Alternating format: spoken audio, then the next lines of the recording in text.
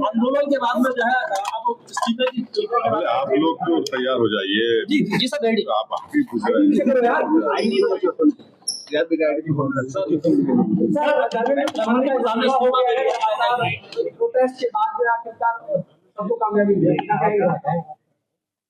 ये कामयाबी है हक की झूठ के ऊपर।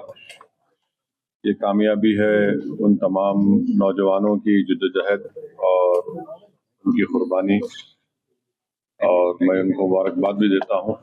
और आज का जो तब्दीली पैदा हुई है वो इस बात की तरफ इशारा देता है कि मोदी सरकार अगर ये समझ रही है कि वो जो चाहे कर सकती है, चाहे बुलडोजर से घर तोड़ सकती है या फिर किसी को दबा सकती है, तो इस आंदोलन ने इस बात का उनको खुला पैगाम दे दिया है कि अब तानाशाही नहीं चलेगी। लोकशाही अगर चलाना है तो संविधान के दायरे में जिसको बाबा साहब अम्बेडकर ने बनाया उसके तहत चलाना पड़ेगा। और हम उम्मीद करते हैं कि मुस्तकबिल में, फ्यूचर में कोई पेपर लीक कहीं पर भी किसी प्रदेश में या फिर किसी हमारे देश के नेशनल जो एग्जाम्स होते हैं उस पर नहीं होगा।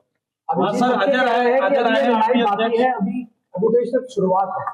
क्या कहा आपने? अभिजीत जीत के कह रहे हैं कि अभी तो लड़ाई और भी बाकी है, अभी ये शुरुआत हुई है। प्रोटेस्ट भी सर पहला दिख रहा है। प्रोटेस्ट खत्म। हाँ, तो लड़ाई लड़ने का इख्तियार भारत के संविधान ने सबको दिया है, और अभी मोदी सरकार के भी 2 ही साल तो मुकम्मल हुए हैं, तो जाहिर है सबको मिलकर जिद्दोजहद करना पड़ेगा। अखिलेश यादव कह रहे हैं कि इनकलाब की जीत हुई है। अब वो उनके बारे में मुझे सर अजय राय हैं कांग्रेस अध्यक्ष, वो कह रहे हैं कि अब धर्मेंद्र प्रधान की गिरफ्तारी भी होनी चाहिए और फिर उसके बाद में जांच होनी चाहिए। कोई दूसरी पार्टी का क्या बोलेगा, हमसे क्यों पूछ रहे हैं आप? वो जवाब देंगे अपना। लीडर ऑफ अपोजिशन के पे तो वो बताएंगे सर। वो बोल रहे हैं कि लड़ाई जो है इस पूरे मामले में जो कार्रवाई है, जिन्होंने लाठी चार्ज किया है पुलिस वालों पे, उनके खिलाफ कार्रवाई होनी चाहिए और एक्शन सख्त होना चाहिए। आपका क्या स्टैंड है? 4 लोगों को पेलेट गन से गोली मारी गई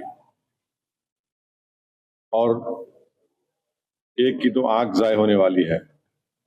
इस पर एक्शन होना जरूरी है कि कैसे पेलेट गन इस्तेमाल किया गया, और जिन लड़के लड़कियों का लाठियों से सर फोड़ा गया है वो वीडियो विजुअल तो सारी दुनिया ने देखे हैं, और वो मसला दिल्ली हाई कोर्ट में भी गया है, अब शायद सुप्रीम कोर्ट भी उसमें सुनवाई होगी।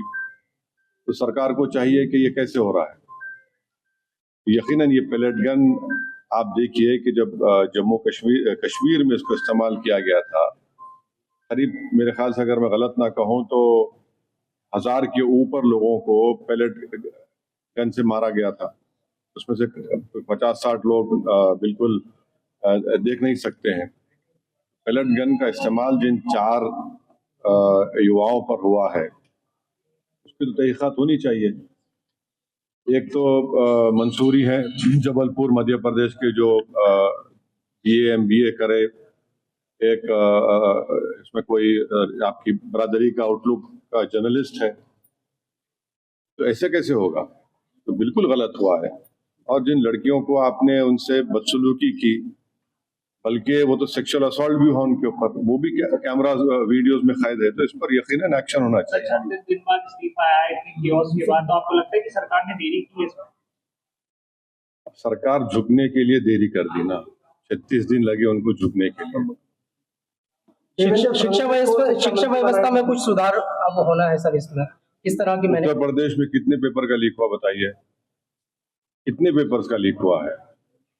तो हम उम्मीद करते हैं कि ये देखिए, सरकार कह रही है कि 2024 में कानून बनाया पेपर लीक के खिलाफ, उसमें 10 साल और 1 करोड़ का फाइन लगाया। अब आप कह रहे हैं कि 10 करोड़ का फाइन होगा। भाई पेपर लीक हो क्यों रहा है वो तो देखिए। आप कानून बनाएंगे, ये बनाएंगे, फास्ट ट्रैक कोर्ट तो एक मजाक बन चुका है। 2009 में फास्ट ट्रैक कोर्ट बनाया गया और 2019 से बनाया गया। 2019 से 2026 तक आप मालूम कितना खर्चा हुआ उसके पर? पार्लियामेंट में जवाब दिया 1100 करोड़ रुपए, और अभी भी पूरे देश में 2,65,000 केसेस फास्ट ट्रैक कोर्ट में चल रहे हैं अभी, बैकलॉग है।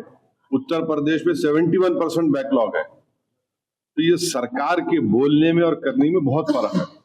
चलिए, थैंक यू।